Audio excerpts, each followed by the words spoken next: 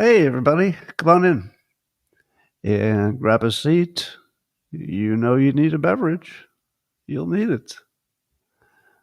Come on in. I'll get your comments on point here. Comments, come on, comments. There's way too much of a delay. All right, there we go. 30 seconds is too much of a delay.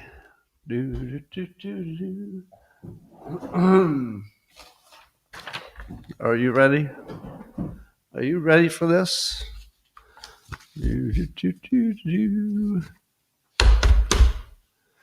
Good morning, everybody, and welcome to the highlight of human civilization. It's called Coffee with Scott Adams, and you've never had a better time. But if you'd like to take a chance on elevating your experience up to levels that nobody can even understand with their tiny, shiny human brains, all you need for that is a copper mug or a glass, a tankard, chalice, a stein, a canteen, jug or flask, a vessel of any kind. Fill it with your favorite liquid. I like coffee. And join me now for the unparalleled pleasure of the dopamine. At the end of the day, the thing that makes everything better is called the simultaneous sip. And it's going to happen right now. Go.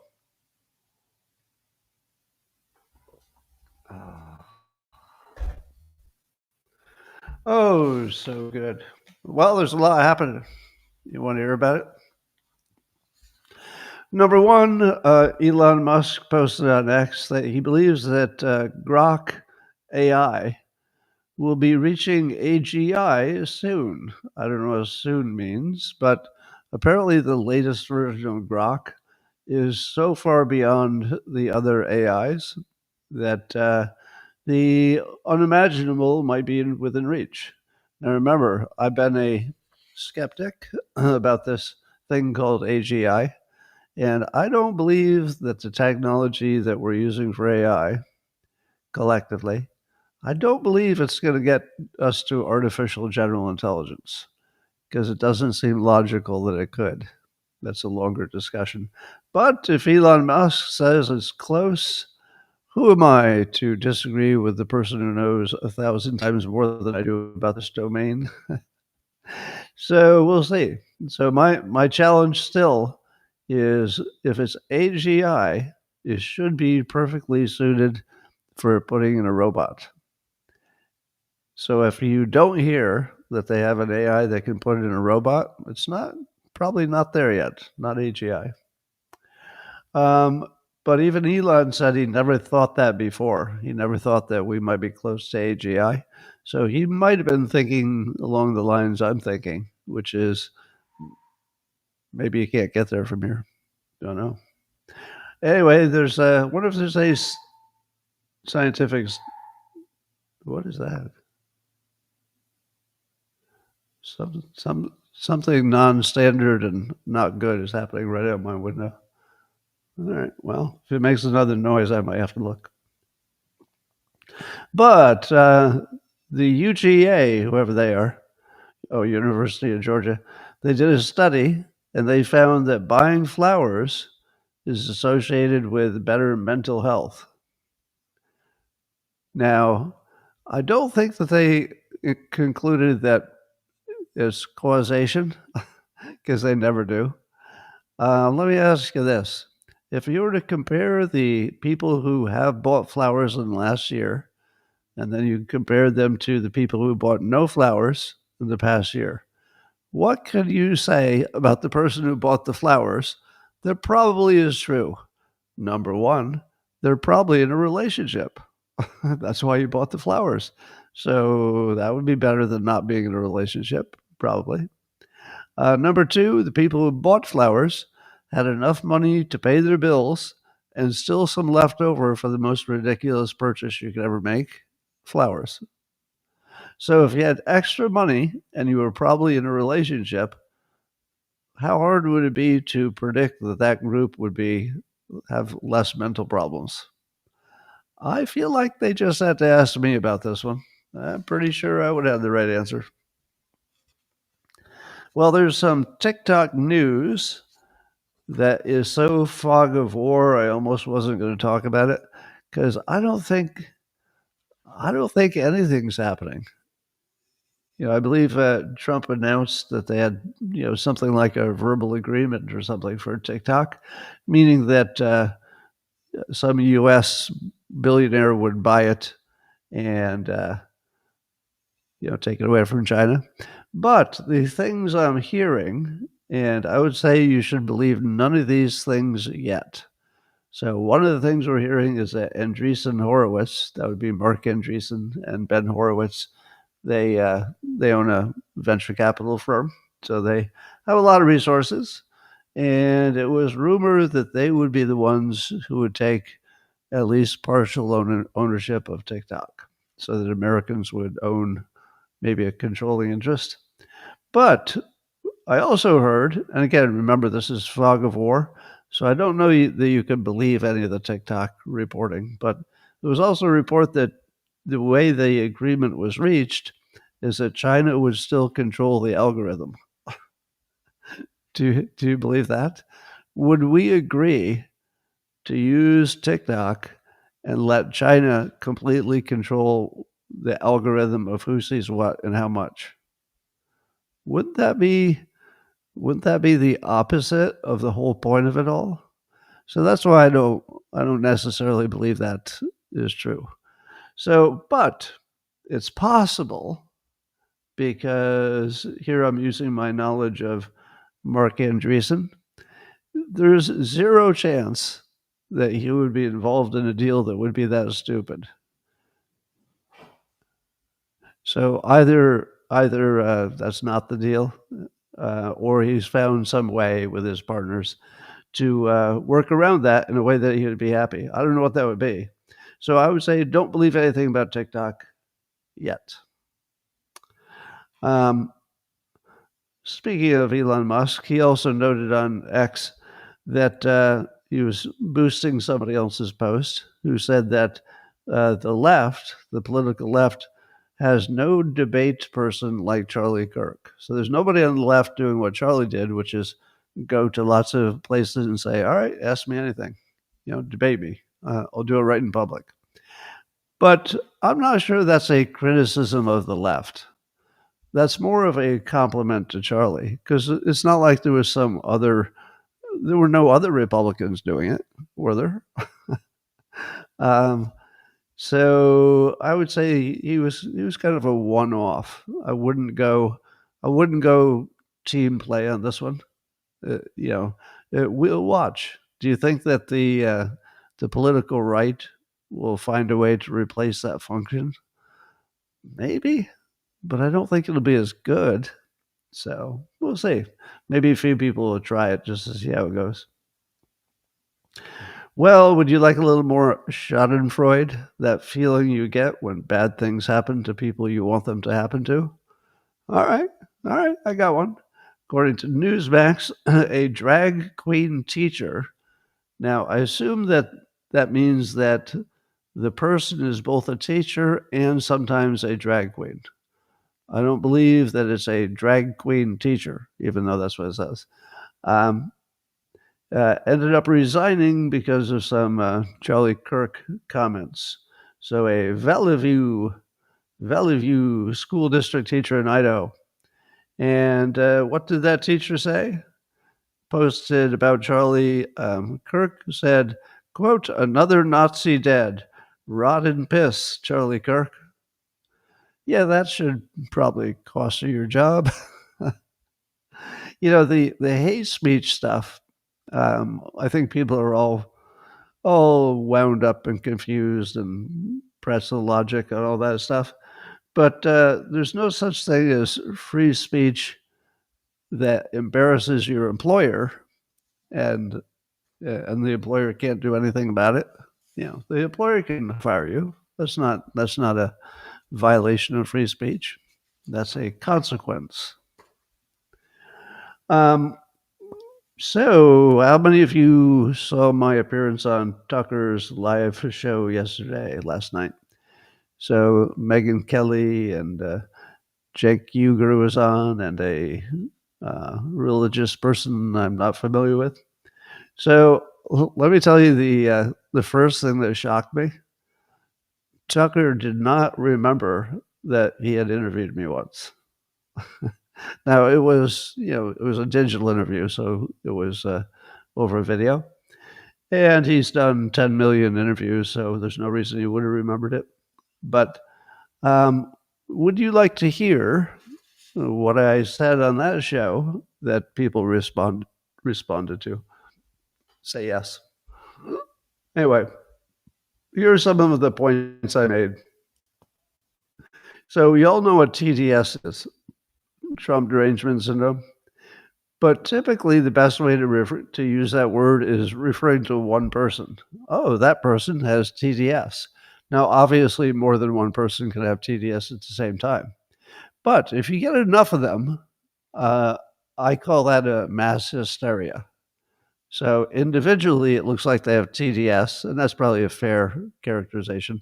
But collectively, it becomes much more powerful than the individuals, because the individuals in a mass hysteria are reinforcing each other and coming up with new BS that the others believe, and it just gets worse and worse.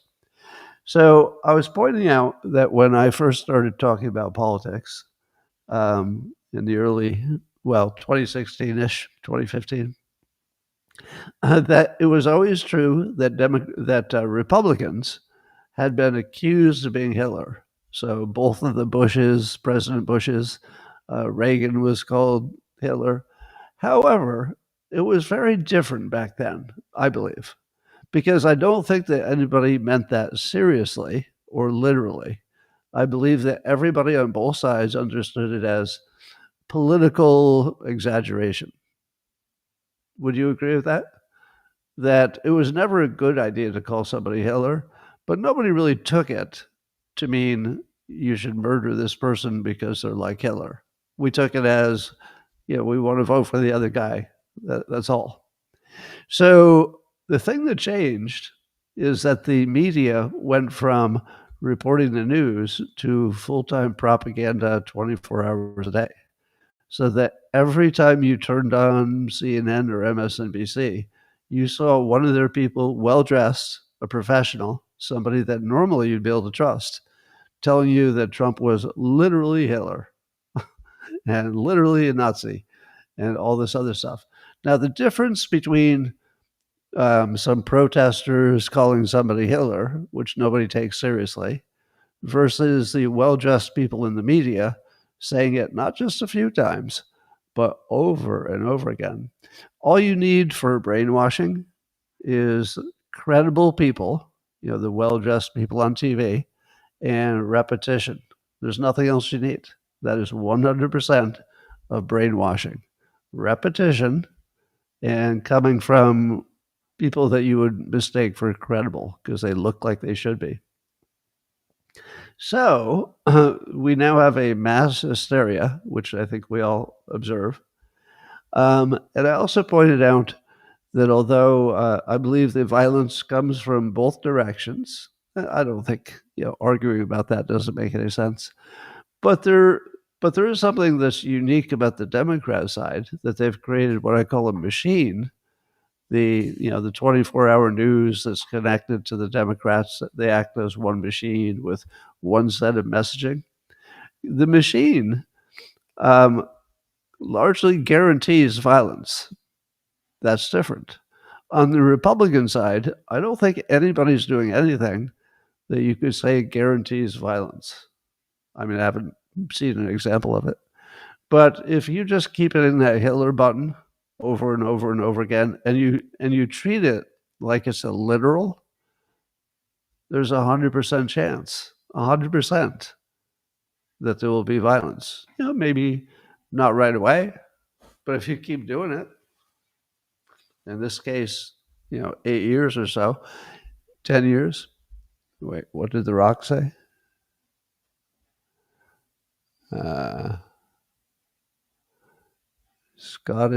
Against Scott Pressler. Oh my God. I saw The Rock insulting Scott. I thought, oh, damn. I had recently tagged him in a post, but he was just saying something about Scott Pressler. So I don't know what that's about.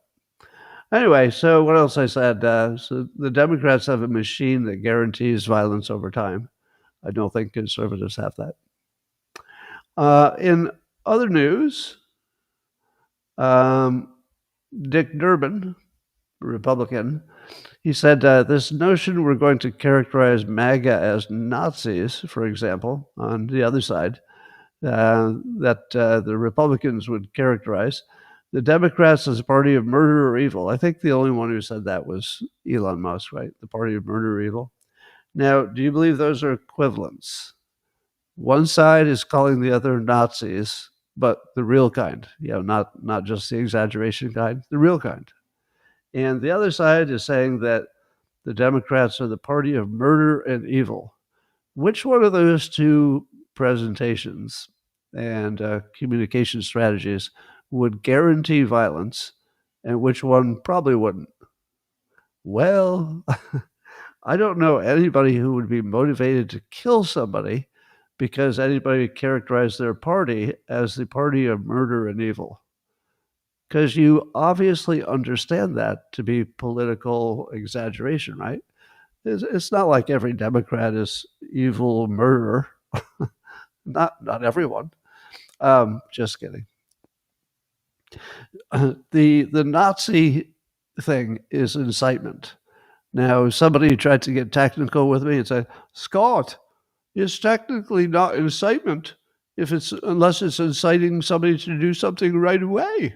So you stupid idiot, you don't understand what even incitement means. How can you be so dumb?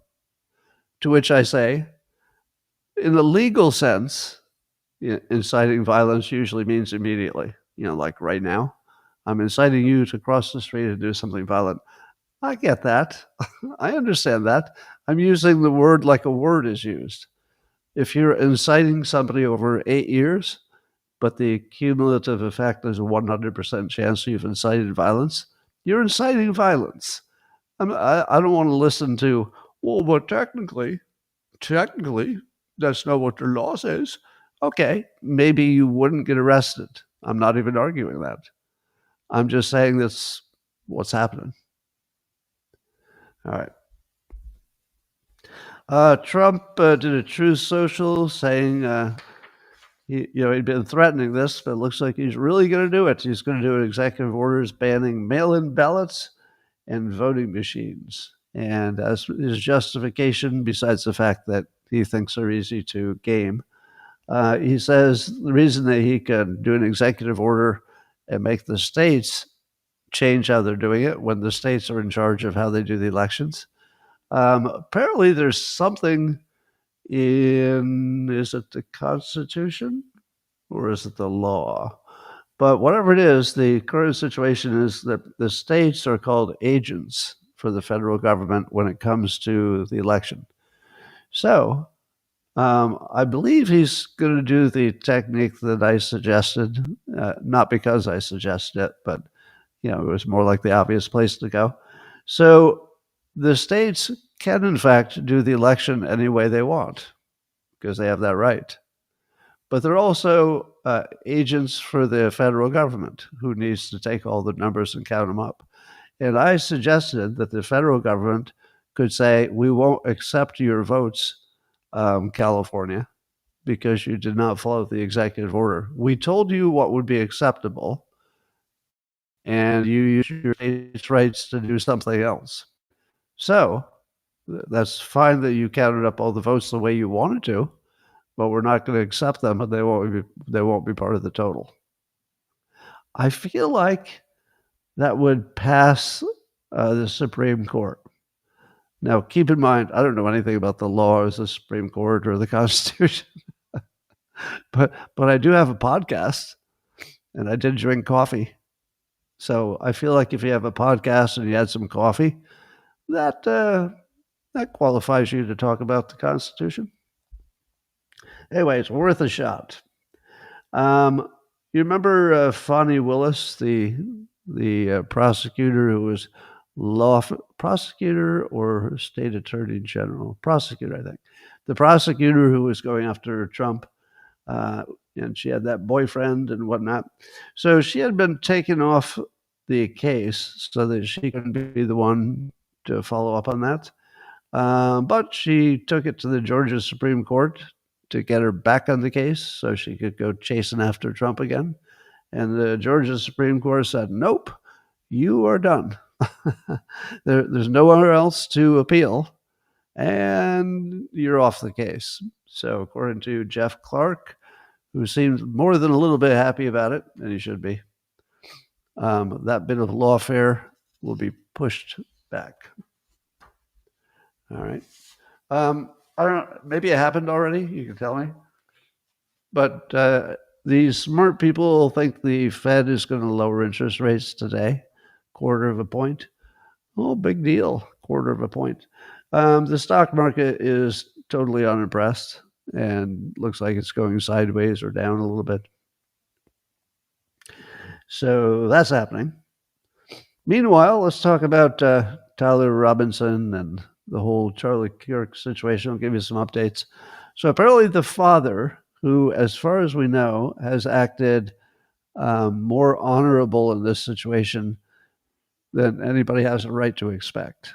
And I got to say, my respect for the father is through the roof because he put the country first. He put the country ahead of even his own family. That's hard to do. Now, a reasonable person could say, maybe his biggest priority should have been his kid. Maybe. But he was a law enforcement guy for 27 years or something. So that would be a hard impulse to turn off. So one of the things he did reportedly is he turned down $1.5 million in reward money, which apparently he would have been able to collect. And he thinks that money should instead go to Charlie Kirk's family. And so again, that's about as honorable as you could possibly be. Now, I'll bet he doesn't even care about the money, because just his concerns and feelings would be so much bigger. But yeah, that was the way to play it exactly. Good job. According to Zero Hedge, the U.S. is looking into a $5 billion rare earth investment in the U.S. that would increase our ability to make our own rare earth, well, not make them, but mine them. There's not much to say about that, except it feels good to know that the government is doing big stuff to address big problems. And the rare earth supply is a big problem. That's a big one, because we don't want to be beholden to China longer than we have to. And so good.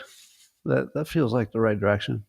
All right, how many of you saw the video clip of Kash Patel talking over Adam Schiff? So there was I don't know what they call it, a hearing? Was that it? So he was appearing in front of Congress, and Adam Schiff was questioning him, Kash Patel. And Kash Patel pulled out the best strategy I've ever seen for somebody who was getting pummeled by the questions. Normally, what the question people like to do is they assume that the guest, the person who's been asked in, they assume that that person will play fair and, be quiet until it was their time to talk. And then they start to answer a question, and then they would get cut off. Mr. Smith, did you go down to the corner that night? Well, yes, I was about. Next question. So they basically just try to make the person they invited there look like a turd. So all they do is yell at them and accuse them of things, and they don't give them any chance to explain. Mr. Smith, is it true that you murdered a baby? Well, no, next question. I recovered my time. So it's a completely corrupt process. And yet you have to go. If you don't go, it's worse. So what do you do when the process is all bad? Nothing good can come from it, especially for you as the person invited. And there's no way to fix it. Well, here's what Kash Patel did. he, he started yelling at Schiff. I'll say yelling, but he just raised his voice. And insulting him personally while he tried to talk until the time was off, until he used up all his time. So here's what Kash was saying. You are the biggest fraud to ever sit in the United States. Now remember that while Kash is saying this, Adam Schiff keeps talking because he's trying to get his jabs in. But Kash talked over him so aggressively, I didn't hear a word that Schiff said. I didn't hear a word because Kash was so interesting and his voice was carrying better. So Kash says, you're the biggest fraud to ever sit in the United States Senate. You are a disgrace to this institution and an utter coward. I'm not surprised that you continue to lie from your perch and put on a show so you can go raise money for your charade, I guess. You are the political buffoon at best. We have countlessly proven you to be a liar in Russiagate and January 6th. You are the biggest fraud to ever sit in the United States Senate. You are a disgrace to this institution and an utter coward. Now, I have only one response.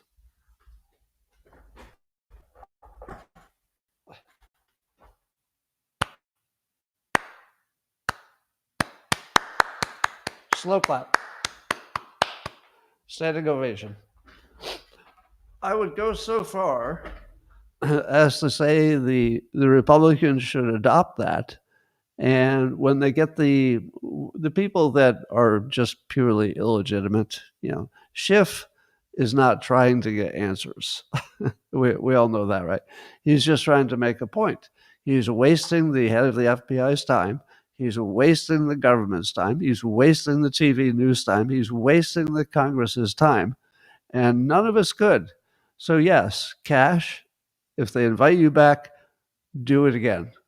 Do it as many times as you need to until they just stop acting that way, if they ever do. And other people should adopt that if they can do it as well. The trick is you have to not stop, and everything you say should be a deep insult to the person talking. If you get both of those things, don't stop, get really loud, and just do personal insults and nothing else the whole time. Perfect. Now, I would obviously not suggest any of that if the process was meant to even produce information that was useful. It's not meant to do that. It's not like Schiff had an intention to do it, legitimately. He had no intention, obviously. So, joke's on him. We have learned, PJ Media's Matt Margolis is reporting on this, that Biden's FBI targeted Charlie Kirk's Turning Point. So apparently there was this, what was it? Project Frost or something? Arctic Frost. So the FBI was looking into, wait for it, 92 Republican targets. So what we know now is that the FBI was fully weaponized, and it wasn't to just go after individuals. 92 Republican targets, including other Republican groups and Republican-linked individuals, were placed under investigative scope of Arctic Frost. So in other words, the implication here is that the real purpose of the FBI's Arctic Frost was to destroy the Republican Party, not just take out some candidates, to destroy the Republican Party. And so when I say the Democrat Party is at risk of going extinct, just keep in mind that they almost destroyed the entire Republican Party illegitimately. They didn't have any reason to be looking into 92 of them, but I guess they found a reason, just made one up. That's what I assume happened. So Grassley was describing it this way. In other words, Arctic Frost wasn't just a case to politically investigate Trump. On the surface, it looked like that's what it was. Grassley declared it was the vehicle by which partisan FBI agents and Department of Justice prosecutors could achieve their partisan ends and improperly investigate the entire Republican political apparatus. Wow. Holy cow. The level of lawfare involved is just crazy. All right, I saw comic Dave Smith commenting on Trump recently, and he had a criticism which you've heard quite a bit, which is that Trump, quote, only cares about himself. Have you heard that one? There's usually like a list of half a dozen things people always say about Trump, but one of them is he only cares about himself. Now, I had to respond to that on X and say that it's the weakest criticism you could ever have. There's no weaker criticism than to say somebody only cares about themselves, because unless they're a certified psychopath, it's not even a thing. There's no such thing as somebody who doesn't care about other people, unless they're like, seriously, mentally defective. But Trump is in a situation being so watched. There's just total visibility to what he does, that if he doesn't do a good job for the public, there's no way that he can be happy and have the reputation he wants. So how in the world would Trump get away with only caring about himself and then presumably acting on that like we wouldn't notice? Would we not notice if he stopped doing the work of the people?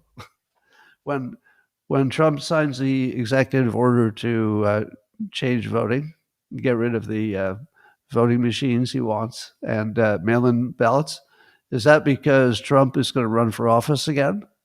No. Almost nothing that Trump does affects him directly, except to the degree that doing a good job as president, improves his reputation and, gives him more options and stuff. But I feel like we should drop the mind reading. I'm looking in his mind, and yep, I can see that there's one and only one purpose, and it has to do with just himself. Well, what about all the other things he did today? He had a packed schedule. Do you think that he went to the UK because that was good for him personally? Probably not. And probably, he might think it's just a pain in the ass. So no, the weakest attack on somebody is they only care about themselves. It's just never. It's not even a thing. It's just not even a thing. It's not even, anyway. So by now, most of you have seen the text messages that Tyler Robinson, the shooter of Charlie Kirk, sent to his romantic partner who is trans. And some people say, those messages look a little suspicious. Specifically, they look like they were made in advance, perhaps, to make it look like only the shooter knew that it was going to happen. And let me read it to you, and you tell me if this sounds like two young lovers, albeit trans and whatever he was. Does this sound real? So he said to look under his keyboard, and there was a note there that said he was guilty of the shooting. And I guess he put that there in advance. And the partner looks at the note, and it says that he was a shooter. And the partner writes, "What?" with lots of question marks. "You're joking, right?" And Robinson said, "I'm still okay, my love." No, I am still okay, my love, but am stuck in Orem for a little while longer yet. Shouldn't be long until I can come home, but I got to grab my rifle still. To be honest, I had hoped to keep this secret till I died of old age. I'm sorry to involve you. Oh, so the first parts of the message are very clear indications that the partner didn't know about it.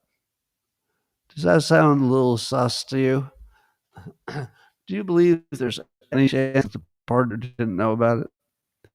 Apparently, Kash Patel is looking into over 20 people who are suspiciously, seemingly, not confirmed, but seemingly knew about the plot before it happened. Probably people who run message boards and stuff like that.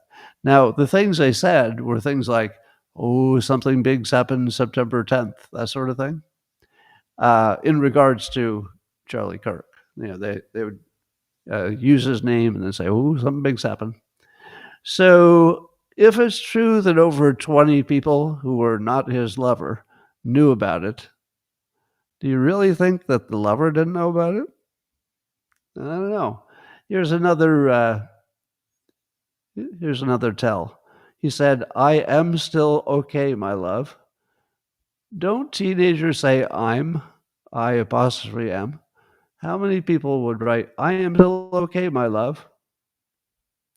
That feels like artificially constructed, not normal wording. And then the partner says, "You weren't the one who did it, right?" "I am. I'm sorry." The partner says, "I thought they caught the person." "No," and then he explains that was just some crazy old guy. Uh, and then the partner says, "Why?" And Robin says, "Why did I do it?" "Yeah." And Robinson said, "I had enough of his hatred. Some hate can't be negotiated out." And it goes on. But his hatred, can somebody explain to me any time that he hated something in a way that the public saw? Have you noticed that uh, the shooter and all of the Trump haters have one thing in common? They can't name a particular problem. Well, the Charlie Kirk haters, they can't name anything that he did that was objectionable. They all think somebody else knows it and somebody else has the receipts. They just don't. So I'm going to say the messages between them look really suspect to me, but it's possible they're organic. But to me, it looks like he's covering for his lover, as you'd expect he would. Let's see. So Trump is over in the UK today, just landed a little while ago, and he's getting the second big fancy state visit. And I guess that's rare or never happened before that the president would get two of those. So they're treating him, like a king, so to speak. And I was wondering, well, why do you go over there? What are we supposed to know why he's over there? Did he go for the sightseeing? Like, what would be the point of hanging out with the royal family? I don't know. Why do you even do it? And it looks like there might be some UK and US agreement, a $42 billion tech agreement, but we don't know the details or if that's even real. But it would make sense that he was going to finalize some big deal. Now, that would make sense. So we'll see if that's what's happening. It makes me wonder if Trump could get arrested while he's there, because my understanding is that they have sort of somewhat restrictive free speech rules. And I think it can include things you said before you were even in the country, right? I don't know about that last part. But it would have been funny if Trump had asked them in writing to guarantee that he wouldn't be arrested for free speech. What would they do? Would they say, "Oh, no, there's no risk. You don't need that"? And he could say, "Well, I'm not coming because it looks to me like I do need that based on the number of people you've arrested and the way I talk about stuff. Yeah, I don't even think I can set foot in your country. So you're going to have to give me a written pardon before I even go." It's a bad idea, but it's funny to think about. Well, Pam Bondi, Department of Justice. So she's sort of stepped in it, talking about hate speech. So hate speech is just a subset of free speech, and it's not illegal. The time it could border on illegal is if you use your hate speech to incite immediate violence. So that it's always going to be a little gray area in that case, but theoretically that would be bad. So I don't know what's going on. I don't know if Bondi is looking to change the law so there's some kind of hate speech that's more immediately punishable. or did she misspeak? I don't know what's going on. A little bit confusing. But I'll tell you that neither the conservatives nor the Democrats are going to sit still for an erosion of free speech. So conservatives are pushing back. A lot of people pushing back, and that's okay. According to Rasmussen Polling Company, 85% of the people they polled, Americans, expect more political violence after the Charlie Kirk assassination. 85% expect more violence. Now, it doesn't seem to specify a time zone for that violence, to which I say, isn't there always more violence in the future? Maybe not as a rate comparing it to the past, but is there ever a future without violence? So I'm not sure how people, what they were thinking when they answered that question. What am I looking at? Good data. Oh, wow. All right. And then there are a bunch of Brits who are protesting against Trump while he visits. And one of those person on the street interviewers was asking the anti-Trumpers, what is it that he said that would make him racist? Now, the funniest one was there was a guy carrying a sign that said Trump is racist. That's all it said, just Trump is racist, or some version of that, but it's just racism. And the interviewer says, all right, can you give me an example of the racism? And then he actually said this, well, it's really more about sexism. And then the interviewer says, your sign literally says racism. Well, yeah, but it's more about sexism. So that's cognitive dissonance. That is people realizing that they have no examples to back up their point. Now, it's hard to come up with an example when you're, protesting and come up with an exact quote or something. But I would argue that if you can't do that, if you can't come up with an example anytime anybody asks, it's not real. I mean, it's not real. It's literally mass hysteria. And to imagine that they have reasons and stuff like that, no, they don't. They don't have reasons. They have been brainwashed by nonstop media brainwashing. And they do not know how to support their own opinions. That's how you know. That's how you know it's brainwashing. All right.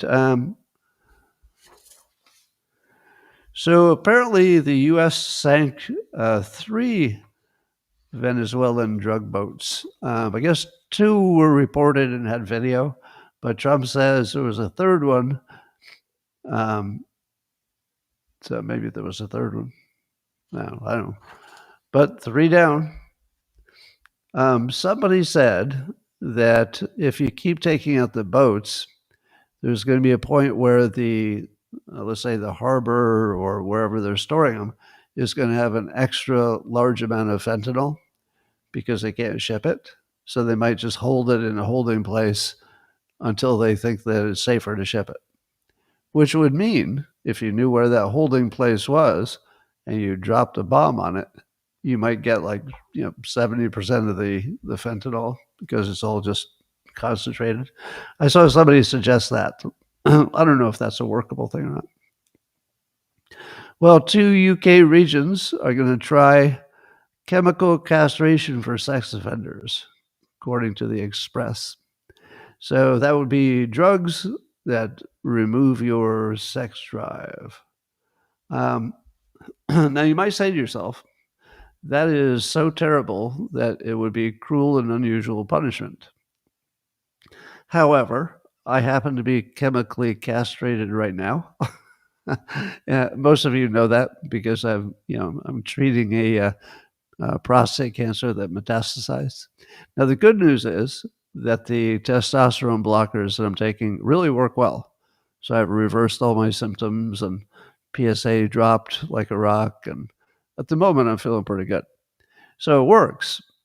But the thing that you imagine when you think, oh my God, I can't be castrated. And by the way, they even call the drugs that, castration drugs.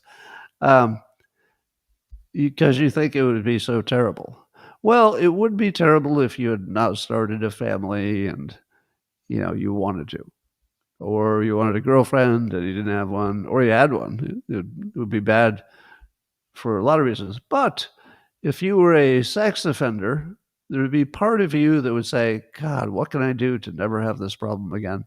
And I would tell you from my own experience, it's not as bad as you think. Because once you don't have desires for sex, you don't miss it. You just think of other things. And it really, it clears my mind quite a bit. So you imagine it would be the worst thing in the world for a man. Probably not. Probably not. Denmark is going to put a large investment in Greenland's infrastructure, 250 million. Now, 250 million is a pretty big deal in Greenland because it's such a small population. But do you think that would have happened?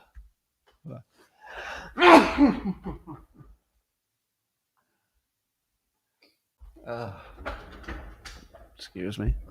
Do you think Greenland would have invested all that money in, do you think Denmark would have invested that money if Trump had not been making noise about taking over Denmark? Not a chance. I don't think so.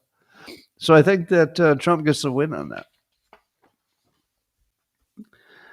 Ben and Jerry's co-founder, one of them, Jerry Greenfield, he quit. I didn't even know he was still working there, but he quit because the new corporate owners, or the more recent corporate owners, Unilever, disagreed with him about his messaging about Gaza.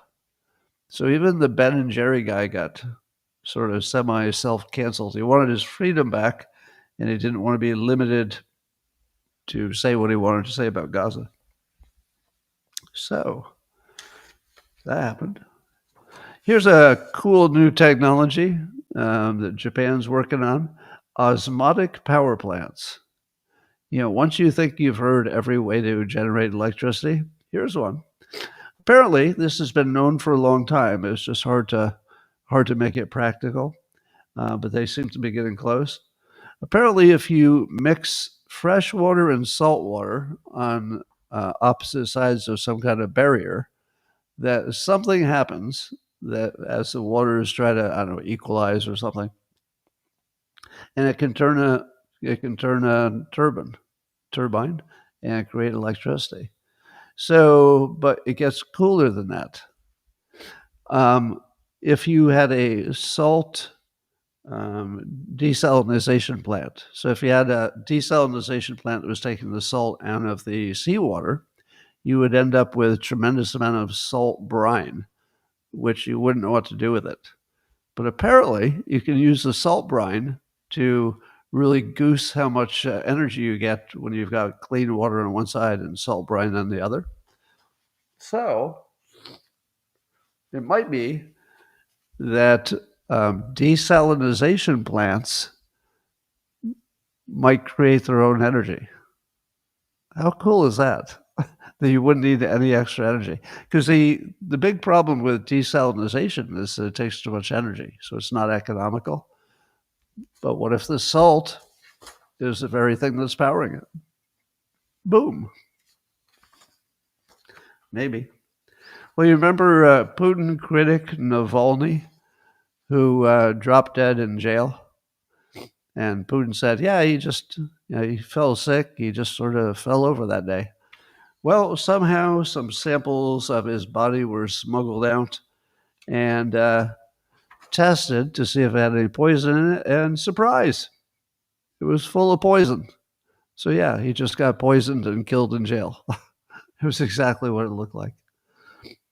Anyway, you're probably aware that some number of people are calling the Gaza situation a genocide.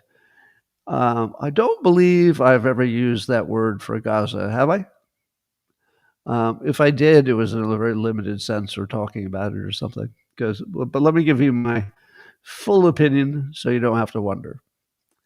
I don't like using the word genocide in that context because it's trying to win the debate by making somebody agree to your definition. So if you can browbeat somebody into saying, okay, well, yeah, it's a genocide, then you have taken away from them their ability to defend it. Because who defends a genocide, right? That'd be crazy. Nobody wants to go on record. Nobody wants to be quoted saying, well, it's a genocide, but I kind of like it anyway, right? There's no quote you can put around genocide that makes you not look like the worst person in the world. So, challenge accepted. Here's my take, and now you know why I've never said it out loud. It's definitely a genocide, but it's one that they don't have a choice.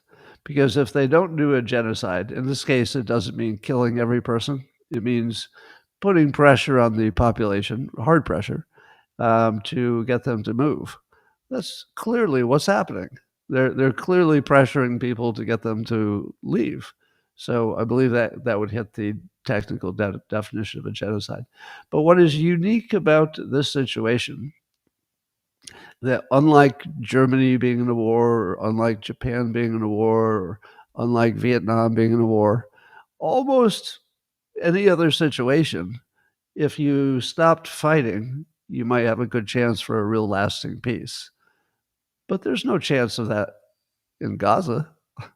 There's 100% chance that if they don't totally depopulate Gaza and completely eliminate Hamas, there's 100% chance that they'll reconstitute and do another October 7th, or better, completely destroy Israel with whatever tools they have to do that.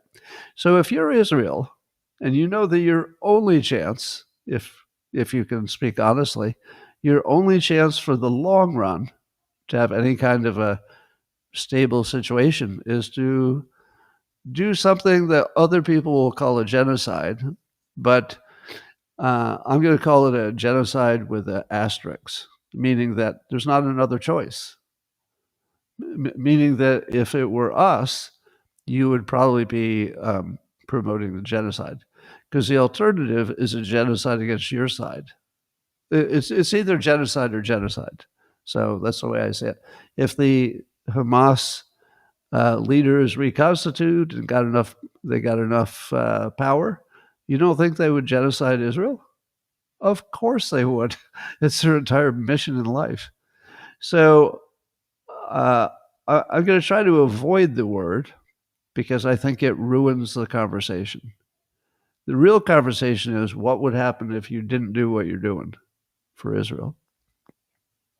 And the answer is they would have to take the risk, which would be, it's not even a risk, it's 100%, that they'd come back someday. So they really just have to remove them from, any possibility of threat. Now, I will remind anybody who's new to my discussion of Israel, I do not support Israel. Let me say that as clearly as possible. I don't support Israel. It's not my country. Not my country. I support America. I wish them well, but I wish everybody over there well. I don't know how everybody's going to be well, but I wish. And the best I can do, because I feel like people make the mistake of entering a moral or ethical frame when they talk about it. So people will act like, oh, it's so terrible. Of course it's terrible. It's like almost beyond imagination terrible. But there's nothing I'm going to do about it. Israel is pursuing its own self-interest, their national interest, and that's what everybody should be doing. Every country does that. It's not up to the other countries, it's up to the country doing it. So the way to think of my approach to Israel is observation and prediction. That's it. I don't approve of other people's actions, and I don't disapprove of them, but I might say, is that going to help you or hurt you in the long run? And I'm not sure. But I know that they've tried living in peace somewhat. It doesn't look like it's going to work. So now they're trying something extreme. Yeah, could I possibly give it a moral approval? Not my job. I don't make moral pronouncements about Israel. Nope. Or other countries in general. But if they're pursuing their own best interest and they're doing a good job of it, what am I supposed to do? Tell them to stop doing a good job of it as they see it, not as I see it, but as they see it. Either you support it or you support Hamas. No, that's stupid. No, that's just a dumb fuck thing to say. It's not. It's very much not. If you don't support Israel, you support Hamas. You don't have to support anything. You can not care. That's a perfectly acceptable opinion. I wouldn't say that I don't care. It's just that I don't want to have anything to do with a moral or ethical pronouncement. That won't help anybody. Nobody's going to be helped by that. I will just observe and predict. That's all I'm going to do. And of course, I love the Jewish people, so it's with love, but not my job to go deeper. No, Scott, about this, you happen to be wrong. Okay, so you know that your cognitive dissonance just kicked in, right? When you say, Scott, you know you're wrong, you could have put the reason in there. You might have said, you're wrong because I think they can all live in peace. Now, I would disagree with that, but that would at least be a reason. So when you say, Scott, in this I disagree, you don't have an opinion. Your disagreement has no effect at all because you don't even have an opinion. That's not an opinion. If you ever stumble on an actual opinion, I'd be happy to react to it, right? But the old, oh, I love one side or I hate one side. Now, and by the way, in case this is your issue, if your issue is who pays for it, I'm with you on that. I don't think we should pay for it, just in general. All right, that's all I got. You're due for a good takedown, Beverly. All right, everybody, I'm going to speak privately to the people in locals, my beloved subscribers in locals. And the rest of you, I hope you come back tomorrow. Whoops. So that's all for now. I'll see you tomorrow. Same time, same place.